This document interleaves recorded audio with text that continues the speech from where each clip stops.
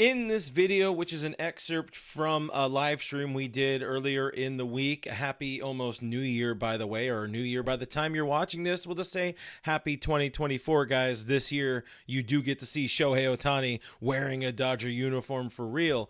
But anyways, in this video, or in this excerpt, we talk about the pitching. I talk about the pitching plans, break down some of the things we heard the Dodgers say at Yoshinobu Yamamoto's press conference that kind of shed some light on the pitching plan next year when it comes to keeping people healthy, keeping players well rested, how important load management is going to be to this team, and also the kind of big news, the big drop from Dave Roberts that Walker Buehler might get held back to open the season. These are just some of the thoughts, again, like I say late in the video. I want to know people's thoughts in the comments. If they're worried about Walker Buehler potentially being held back later in the season. If you guys think, I guess I'll say, if this team should go out and get another pitcher. Of course, we have seen Shota Imanaga rumors, which we will address on our next live stream, which is coming Monday on New Year's Day. So anyways, here's the excerpt from the most latest All Dodgers live video. I am Clint Pasillas. You can find me Real FRG on the social medias. Please subscribe. It would mean a lot to me if you can do that. Give this a thumbs up. That also means a lot. And I guess enjoy. Everything's been about pitching this offseason, so let's talk about it. Yes, Yoshinobu Yamamoto is officially a Dodger. I've said that 1,000 times already this offseason. It feels like since we've come back from the grave. The Dodgers land the top two prizes of the offseason with Yoshi-san, with Shohei Ohtani. They also pulled off a blockbuster, a key trade to go out and acquire Tyler Glasnow, and they completely revamped the starting rotation, something they set out to do this offseason. It should be the envy of the league. Dave Roberts was asked yesterday by a reporter, do you believe your team is now the envy of the league? On paper, anytime you have two dudes worth $1 billion, you would assume it's the envy of the league. But is it a perfect team? TBD. It's really effing good, But last year's team also had the pitching it had and won only won 100 games, but then no games in the postseason. Shohei Ohtani signed him, not pitching in 2024. Walker Buehler is returning. But now it's sounding like he's not going to be available for opening day, maybe even opening month. We'll talk more about this a little bit later. We know Clayton Kershaw is a free agent, and he's not even going to be available to pitch until like mid-season next year at best. But you do have to wonder for Clayton, and I want to do an entire kind of more of an entire video, or at least I want to have somebody to talk to this about on the show. So maybe that'll be tomorrow. You have to wonder if this giant move, this giant offseason kind of affects Clayton's thinking. He's always been the number one guy here. If he resigns, he's the number 5 guy. How do you feel about that as Clayton Edward Kershaw? Are you okay coming back to the place that you built and not? I mean, they're relying on him, but you're not the most important. You're not the dude anymore. So again, we'll talk more about that on a different show. Bobby Miller is entering his second season. You do have to worry about this. Is me being worried again. This is me trying to. Yeah, Dodgers have done great this offseason. They have done phenomenal this offseason. But it's only fun if we nitpick and find the things that are wrong, because why not? We talk about left field. We talk about shortstop. We can talk about that number 5 starter, which is Emmett Sheehan right now. Is that really great? But yeah, he's solid. Or it's Ryan Yarbrough. Is the rotation too right-handed? That all that kind of stuff. You have to worry about the sophomore slump, a potential sophomore slump for somebody like Bobby Miller. So beyond these guys, there are definitely some question marks on the depth chart, but the team seems to be really all gung-ho about what they already have in place. Let's dive into more of what Stan Kasten, Dave Roberts spoke about yesterday after Yoshinobu Yamamoto's press conference. So you do wonder After you sign Yamamoto, you get Glasnow, you still have Bobby Miller. Um, you wonder if there is more help, more whether or not there's more help on the way. Again, you take a look, you take that step back, you look at that starting rotation they have right now. The only opening day locks: Yamamoto, Glasnow, Bobby Miller. Even you can't even say that Walker Buehler is a lock in the rotation right now. Dave Roberts said it on Wednesday. The plan now might be to hold Walker back to open the season. Here's an excerpt from a DodgerBlue.com article. We'll throw it on there. But Dave was asked about the possibility of holding him back to open the season just for the potential of. Oh, hi, I'm right here, by the way, guys.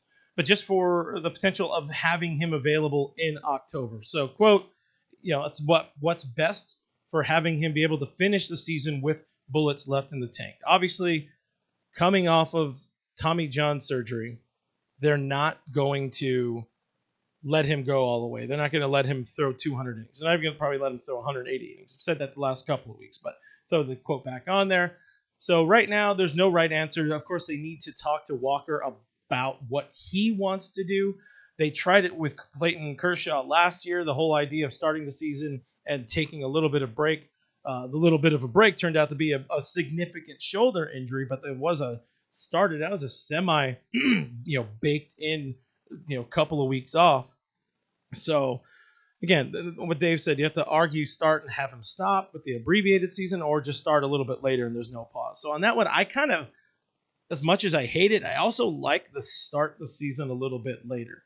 Let's say Walker misses the first 2 weeks, maybe even 3 weeks, maybe the first month of the season. Really, how bad would that be in the grand scheme of things? It's to make it a little bit better. There are a couple of things working in this team's favor when it comes to the roster. When it comes to the rotation and the schedule, and really the first few months of the season. First, let's look at what we have for sure.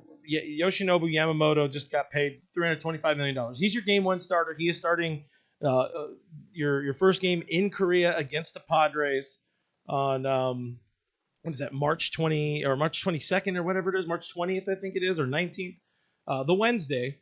Bobby Miller or Tyler Glasnow start game two in Korea on the Thursday, and then they're off for an entire week, 7 days, no game. They don't play a meaningful game for that long. So you're able to get a couple of starts in there and reset your rotation immediately there. So you don't necessarily need a number 3 starter. You don't need to have Walker for the first chunk of the season to at the end of May. You're kind of good, or sorry, the end of March. You're good there. Next, they don't play, or I should say, they have Thursday games, either Thursdays off or Mondays off, pretty much through mid-June.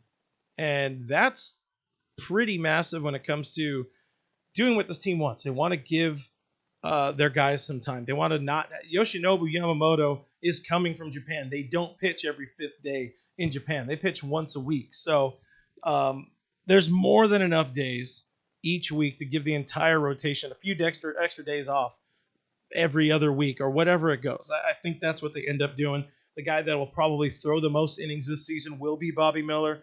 Tyler Glasnow will be in second, or will be pretty close to him along with Yamamoto. They are paying Yamamoto to be the lead dog, but I don't know if they want to. I don't know if it's smart for them to go all out or all in or whatever it is in his first season. Plus, that's kind of the way Dave Roberts and mainly Dave Roberts made it seem, and Stan Kass and Brandon Gomes, they made it seem like they might ease Yamamoto into the big season again. So this all seems to be the plan. I think they've structured their moves, their starting rotation plan around load management. I'm going to call it load management. That's going to be the strategy in 2024, and it might be easier than ever for this team. Yes, we have seen this team go the load management route a whole bunch over the last few years, and much to the frustration of a number of fans. But again, on Wednesday, after Yamamoto's introductory press conference, Brandon Gomes talked about the team's plan to be, quote, nimble when it comes to the starting rotation and getting guys their breaks, keeping pitchers rested. He said it in the most Andrew Friedman way he could, which is he said a lot of words that you couldn't really build a good story off of. But again, Stan Kasten, Dave Roberts, they added, and they were a little more, we'll call it informational while speaking with Kirsten Watson of Sportsnet LA. So I wanted to play that clip, and then we'll kind of digest it there. In short, the Dodgers will keep everybody's health and workload in mind as the season moves along. But let's roll that beautiful bean footage. Watching Shohei bat 4 or 5 times a night, watching Yoshinobu come to the mound every 4th, 5th, or 6th day, whatever that winds up being. Tyler Glasnow every 4th, 5th, or 6th day in there. And then we still have this great cadre of young pitchers right behind them. So we're going to have, I think, the best combination possible of great in their prime veterans, young up-and-coming stars. It should be a great, exciting season to be a Dodger fan. How would you describe kind of what next year has the potential of looking like? You know, I think sky's the limit. I think that certainly a lot of it is dependent on health. But, you know, talking to Tyler and talking to Walker and obviously seeing what Bobby Miller did last year at MSGN and, you know, seeing obviously adding Yoshinobu and the bullpen what we have. I mean, you know, we have a lot of guys in the minor leagues that are coming up or some guys that have got major league service. So the depth is there. And now it's all up to all of us to keep these guys healthy and let those guys go out there and perform. Those are a couple of guys that really, really like the depth of this team. Note, Kasten saying 4, 5, or 6 days with kind of everybody. That's meaningful. That does mean something. They're going to spread. They're gonna load manage, like I already said. Great veterans in their prime was something Stan Kasten said, and you add in both guys talking about the high quality depth, and everybody said it earlier in the show. But you do have Emmett Sheehan, you have Gavin Stone, you got Landon Knack, you got Kyle Hurt, Nick Frasso, and even Michael Grove, who historically has not been a very good starting pitcher. But if he's somebody, I mean, we haven't even talked about the concept of some bulk inning guys. They're going to be very, very cautious with this rotation. They're going to be diligent. They're going to be smart. Some people are going to be, old heads are going to be very frustrated about the way this rotation is run. But that's okay, because what we care about is winning in October, not getting swept by the Diamondbacks. So I am Real FRG on all the social media things. The links are in the description. Thank you for watching. I hope I earned a thumbs up through all of this. Maybe 2. Don't do two thumbs up, because then it takes away the thumbs up and it becomes a whole thing. But give us a subscription on the way out if you haven't. Subscribing is literally free. And like I keep saying, with each sub, I'll give my dog one extra pat on his adorable little head.